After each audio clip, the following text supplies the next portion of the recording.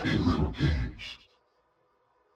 In 1992, a fighting game was released that not only revolutionized the industry, but also turned it on its head. This fighting game, while violent in nature, still had the playability to back it up. To the characters, to the sights, to the sounds, this was the perfect storm when it came to fighting games. No, I'm not talking about Xena Warrior Princess the Talisman of Fate. I'm talking about the 1992 ultra-violent bloody classic, Mortal Kombat. What's the connection between this game and Jean-Claude Van Damme? What was Johnny Cage actor Daniel Pazina's major dispute with arcade manufacturer Midway? So get over here. We are going to discuss the history of Mortal Kombat. The year is 1991 and Street Fighter II was sweeping the nation with its unique style of gameplay. Arcade manufacturer Midway had not only noticed the insane popularity, but also those big giant dollar signs. They had ordered their team to create a combat fighting game within a year. The initial concept of Mortal Kombat came from Midway's new young artist John Tobias, who was given a ninja-themed project to work on along with lifelong friends Daniel Pazina and Richard DeVizio, who would go on to portray Johnny Cage and Kano. There were a group of friends that collected comic books, played Dungeons & Dragons, and practiced martial arts. Midway almost immediately rejected their concept. During development of this game, Midway was approached to make a licensed game based on the movie Universal Soldier, which starred Dolph Lundgren and Jean-Claude Van Damme. John Tobias' initial idea was for a fighting game featuring digitized characters similar to the Atari game Pit Fighter. He had wanted to create a more serious, hard-edged fighting game with elements of the movies Bloodsport, Enter the Dragon, and a little bit of Big Trouble in Little China thrown in for good measure. The game was also heavily inspired by Japanese mythology. The original design team consisted of only 4 people. Ed Boon was the programmer along with artist John Tobias, John Vogel, and sound designer Mr. Toasty himself, Dan Forden. They wanted to do something different from Street Fighter, so they had experimented with digitized characters as opposed to pixel art. They all wanted something with a harder edge which would appeal to the male demographic. They felt that the digitized characters would represent realistic violence and the addition of blood was just the cherry on top. They ended up borrowing Ed Boon's father's video camera to film some test footage. After seeing an animation of Daniel giving a character an uppercut, they were excited beyond belief because they knew they were on the right track. Midway had wanted the arcade game to be completed in 12 months, but the team rallied together and it went from concept to finished arcade game in just under 10. Mortal Kombat sees 7 martial artists join a secret tournament where the freedom of their realm is at stake. The 7 participants are Sub-Zero, Scorpion, raIden, Liu Kang, Kano, Johnny Cage, and SONYA. Rather than mimic Street Fighter's 6-button controls, they went with 4 attack buttons and a block button in the middle. For the first time since Street Fighter II's release, there was a contender strong enough to knock it from its top spot. Although Street Fighter II remained on top, Mortal Kombat was a close second with its unique gameplay and excessive blood and gore. Another element that has become crucial to the series is the juggling. If you are a skilled enough player, you could pummel your opponent while they are helpless in mid-air. This was discovered early on by accident in the testing, but after seeing the positive response from fans, it was expanded upon. The fatality started out as a counter to the dizzy effect found in Street Fighter II. Ed Boon liked the concept of a free hit but hated that it occurred in the middle of the match, so they decided to put it at the end. The original idea was for fatalities to only be used against Shang Tsung. They decided to let you do it against your opponent instead, and everybody loved it. The higher-ups at Midway never expected anyone to discover the fatalities. Since the game was released before the internet was mainstream, secrets of the game spread through playgrounds, to arcades, to magazines. Clearly, one of the main selling points that attracted the male demographic was all of the blood and gore. Thankfully, there was a solid game engine underneath that kept the players playing long after the shock value wore off. After defeating all of the other fighters in the game, you have to fight a few endurance matches. If you can make it through these in one piece, you get to fight the sub-boss Goro. Goro is extremely overpowered, and certain moves you attempt to pull off will not work on him. Goro was a stop-motion puppet whose main inspirations came from the movies Clash of the Titans,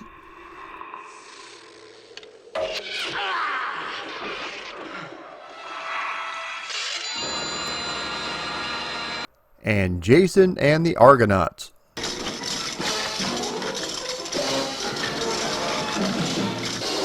Rumor has it that the stop-motion puppet used in the filming of this movie was actually based on my wife. This would explain why I started to turn to stone when I first met her. The Grand Master of the tournament and also the big nasty of the game is Shang Tsung. Originally known as Shang Lao, he has the ability to morph into any fighter at will. Even with this ability, he is not as difficult as Goro. Once you defeat him, you will get a personalized ending depending on the fighter that you picked.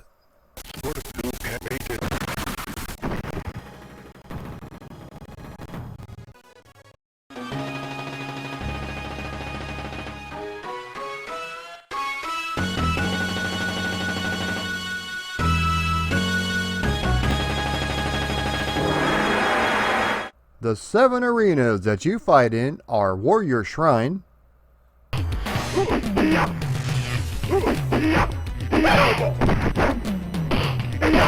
Palace Gates,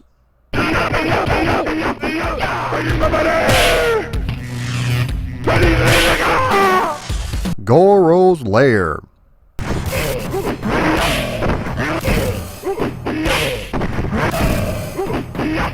Shang Tsung's Courtyard,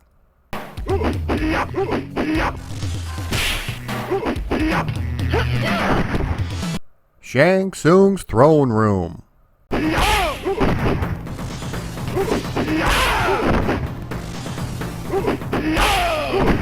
and the Pit.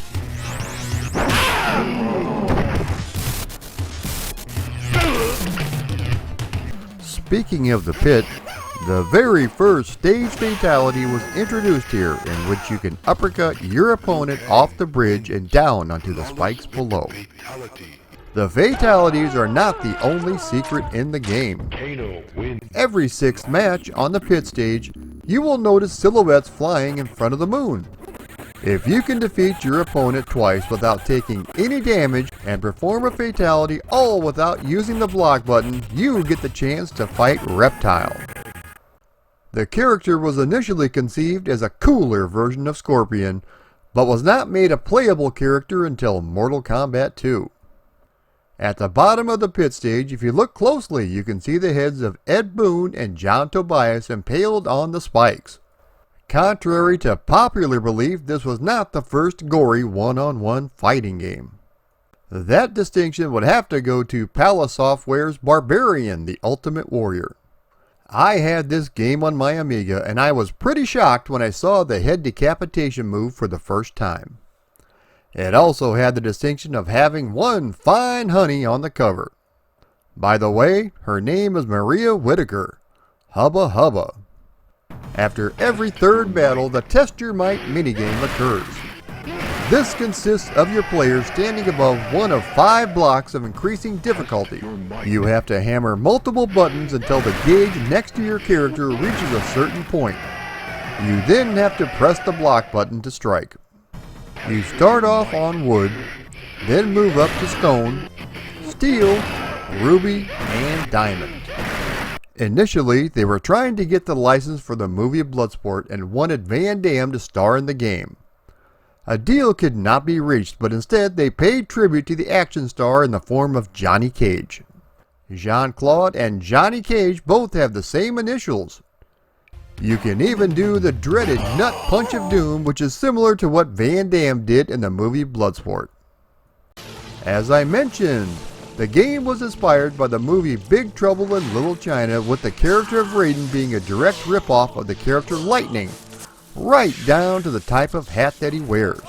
In 1993, Democratic Senators Joe Lieberman and Herb Kohl led hearings on video game violence. 2 specific games were cited in the hearings. The first one was Night Trap, which featured 90 minutes of full-motion digitized video with scenes that were considered sexually suggestive and exploitive. The other game was Mortal Kombat, with its realistic digitized sprites, blood, and the ability to use gruesome fatalities to defeat your opponent. This led to the formation of a self-regulated ratings board called the Entertainment Software Rating Board, or the ESRB. Now, I don't know about you, but after I played a few rounds of Mortal Kombat back in the early 90s, I always felt like ripping somebody's spine out, or at the very least, ripping their heart out and holding it above my head. Johnny Cage actor Daniel Pazina was involved in a lawsuit with Midway Games. He was paid $50 per hour, which does seem a bit low. I was able to speak with him when making this video, and he told me there was promise of more on the back end if the game was a big success. Of course, it was an enormous success, having sold over 1,000 arcade units. When things got even worse was when you consider all the home ports that were released and that the actors did not receive any sort of royalties. I was able to speak to Richard DeVizio, who played Kano as well, and he said that Midway offered him a full Mortal Kombat upright game at that time. He declined, but looking back, he said he probably should have taken it. They all received mild pay increases for Mortal Kombat 2, but again, no royalties. He ended up filing suit against Midway Games for unauthorized use of his image, but the case was thrown out. He did appear in full Johnny Cage attire promoting the competing arcade game Bloodstorm, which ended up paying him his entire Mortal Kombat 1 salary for only 45 minutes work. Thanks to the Cutting Room Floor website, some unused sprites from the game were uncovered. There is a sequence where Goro turns into stone, which could be a dying animation, Johnny Cage doing some sort of flip, Shang Tsung having a laughing animation, and even a sequence where Shang Tsung pulls out his sword and uses it. Apparently, he was supposed to have a fatality where he decapitates his opponent. There is a glitch in the game when playing as Johnny Cage. When doing your fatality, it is possible to punch multiple heads off your opponent. You can accomplish this by doing the movement for his fatality very quickly after doing it the first time. This led to the 3-head punch fatality in Mortal Kombat 2 for the character. According to Ed Boon, all of the main characters are based on real characters from various sci-fi and martial arts movies. Kano has his infrared eye, which is based on the Terminator. Liu Kang bears the likeness of Bruce Lee, and SONYA is loosely based on martial artist Cynthia Rothrock. Midway was quick to cash in with a plethora of licensed items, including comic books, toys, and cartoons. In 2005, Jakks Pacific released a plug-and-play console for TVs everywhere. The unit itself is actually the controller, and for $20 it feels pretty good. There is an option to plug a second controller in for head-to-head play. This is not running on MAME or some other emulator, but a straight-up conversion of the arcade game, so certain sacrifices had to be made. There are hardly any background animations and no parallax scrolling. The colors on screen have also been reduced. A representative of the company said that the reason these cuts were made was so that the price of the game would not go above $20. The graphics and animation, though, are still well done, along with the sound effects. The music has taken a drastic turn, though. Although not quite queef-worthy, it's still not very good. Control-wise, it's very similar to the arcade game. It has been emulated in MAME, though, if you want to check it out.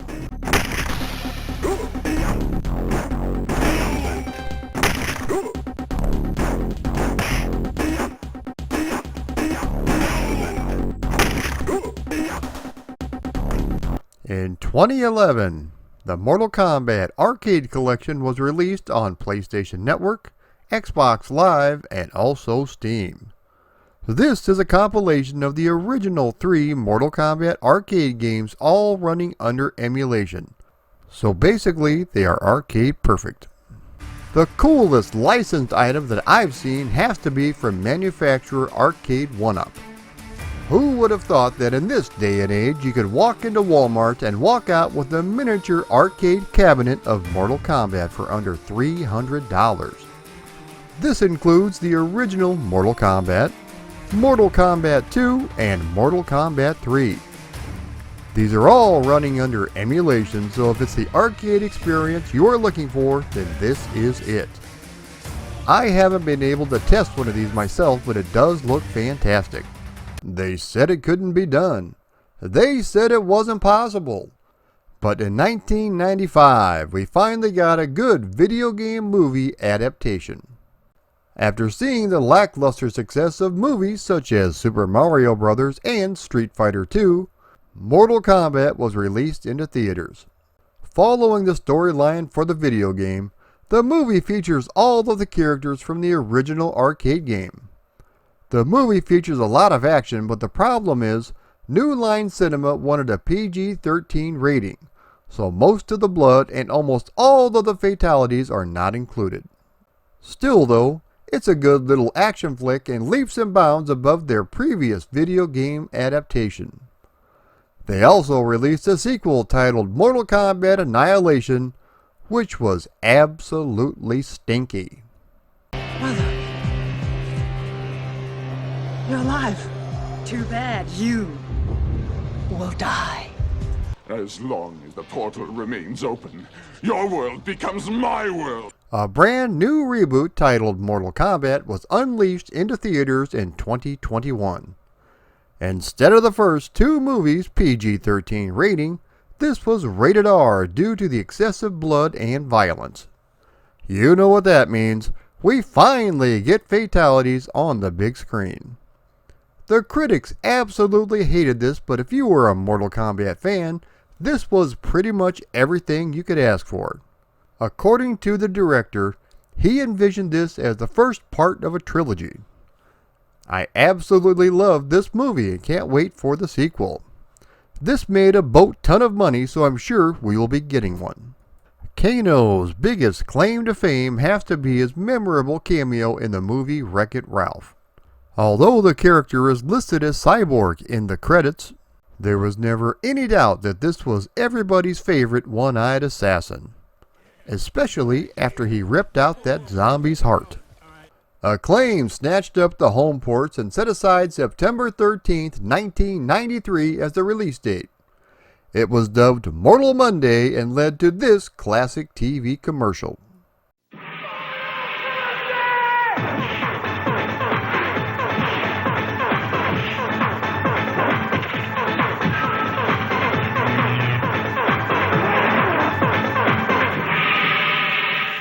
Let's get this party started with the Super Nintendo version developed by Sculptured Software. This version certainly looks the part with nice, large, detailed sprites and excellent sound. The problem comes with the controls. The same combos from the arcade no longer work. You also cannot counter air attacks. But the biggest sin of them all is the lack of blood and fatalities. Nintendo was a family-friendly company, which meant that extreme violence or any kind of blood were forbidden. Instead of the buckets of blood that were spilled in the arcade game, we get loads and loads of lovely sweat. I haven't seen this much sweat since I was constipated. And what about the fatalities, you ask? Well, first of all, they had to be changed to finishing moves and not be called fatalities. A few of them have been left unaltered, but Kano's big fatality, finishing move, is he reaches into your chest and pulls out absolutely nothing. You can't get much more anticlimactic than that. Johnny Cage no longer punches your head off, but instead, you get the big foot wiggle of doom. Nintendo finally got the message when the sales figures for this game came in, and when Mortal Kombat 2 came out the following year, it was complete and uncensored. As far as Mortal Kombat 1, from the bottom of my heart, Nintendo, this is just for you.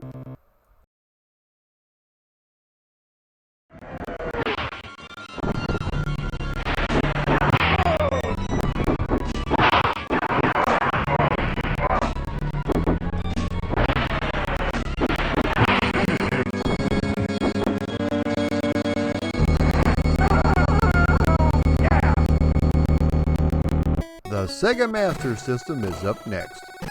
Since Sega was catering to the older male demographic, they decided to let the blood flow like wine on their version of Mortal Kombat. While the graphics look very good for an 8-bit machine, the animation is atrocious. I've seen better animation in a flipbook. Also, there are only 2 stages available and the game is missing Kano. The controls are pretty slippery as well. The bottom line is, the game is just not fun to play.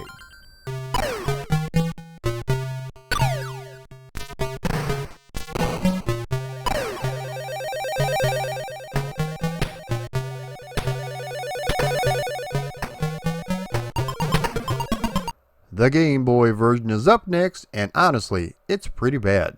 First off, the animation is so slow I thought I was watching a video on YouTube that was buffering. Once again, we only have 2 stages, but instead of missing Kano, we're missing Johnny Cage. The audio is super queefy, and after listening to it for about 30 minutes, I wanted to stab my eardrums with a screwdriver. The controls are even worse than the Master System. On the plus side, there is a cheat that lets you play as Goro, which is the only home version this is available in. Once again, the fun factor is missing thanks to its stiff, choppy gameplay.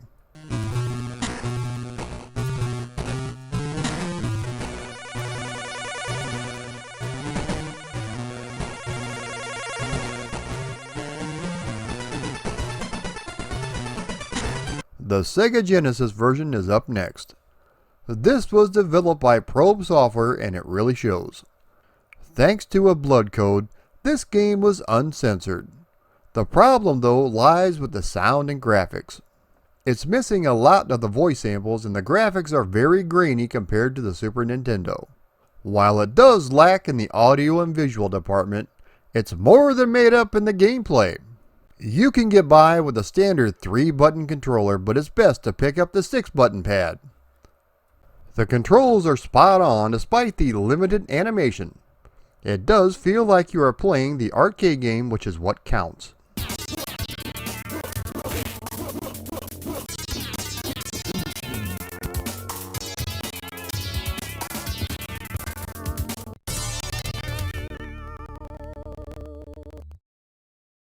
Up next is the Sega Game Gear version. In still shots, it looks very similar to its big brother, the Sega Master System version. But once it starts to move, it all falls apart. While the sprites are large and detailed, the scrolling and animation are absolutely terrible. I think I had 3 seizures just from playing this game. The audio is typical bloops and bleeps, and the gameplay isn't much better. Once again, the fun was nowhere to be found when playing this version.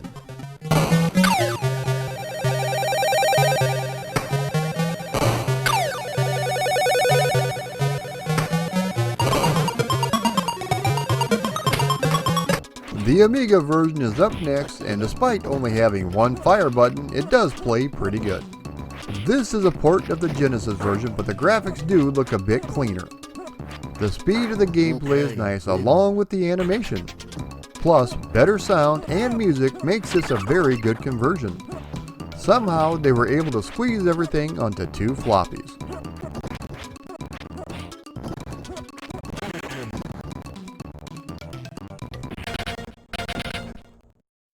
KANG wins. Flawless victory. Fatality. The MS-DOS port is probably the best in my opinion. This was ported over using the source code from the arcade game, so this is as close as you're going to get in terms of graphics, animation, sound effects, and playability. For those without 6-button pads back in the day, you were able to use the keyboard, which I honestly preferred. There were 2 versions for MS-DOS, with the first release being on 3.5-inch floppies. While this version features excellent sound effects, the music is only average at best. The absolute best port of the game would be the CD-ROM version.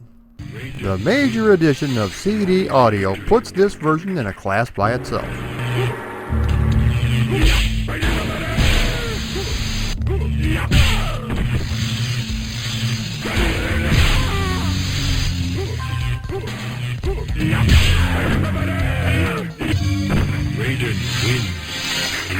The Sega CD version is very similar to the Genesis, but it does have a couple of nice extras. First off, the animation is just a bit smoother, but otherwise graphically it's pretty much the same as the Genesis version. The music and sound effects are straight from the arcade game and sound great. It plays just as good as the Genesis version and no blood code is required. The downside though was the loading times, especially when fighting against Shang Tsung.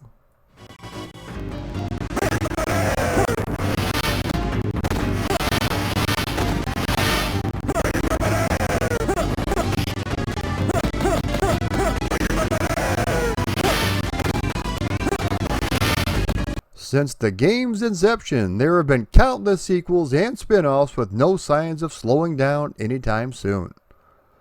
The game was a cultural phenomenon and it helped establish the rating system that we use today. With over 1,000 arcade cabinets manufactured, I'm sure you'll run across one at some point. Give it a shot if you haven't already. You'll be glad you did. If you enjoy this video, be sure to like, share, comment, and subscribe. Also, if you would like to support me on Patreon, please click the link below. Thank you so much for watching.